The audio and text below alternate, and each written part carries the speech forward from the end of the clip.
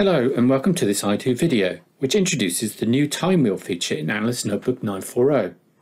The time wheel provides a new way to visualize date and time properties, and it allows the comparison of one time dimension against another. So for example, day of the week against hour of the day, or in the example I've got on the right side, the day of the week versus the month of the year. This helps to highlight periods of high and low activity on the chart. So looking at my little chart here, we can see there's some particularly dark areas where there's large amounts of activity, and then some lighter areas where there's no activity at all.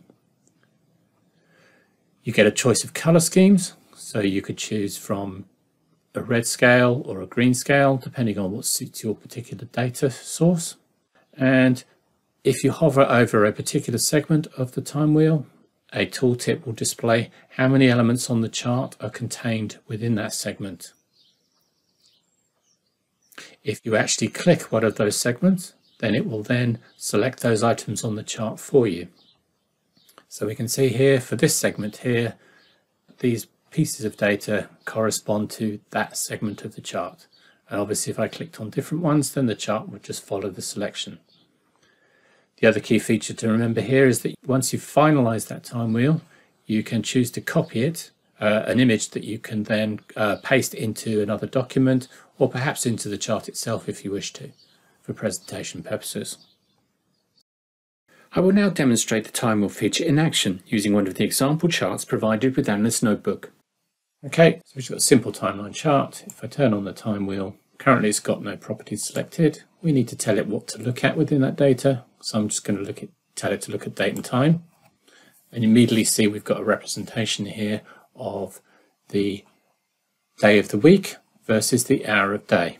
And we can change that by changing the scale. So we could say week of year, and we could say change the other dimension to the hour of day. And you can see you've got another representation of how those particular events occur over time. Let's just change that to something a bit more meaningful. So if I turn it to quarter of the year and day of week, we get another representation. And if I hover over each of these segments, it tells you how many items on the chart are included within that sector.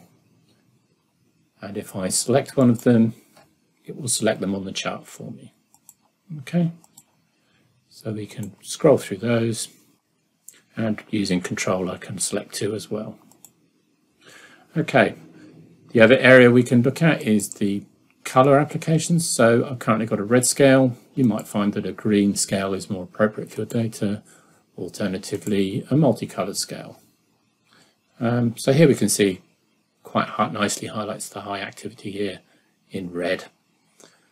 Once you've done that, and you've got yourself a nice little chart, you can choose to copy that. You could then copy that into, say, a Word document, or you could paste it into the chart itself if you wanted to. So that was a quick demonstration of the time wheel in action. Thanks very much for watching.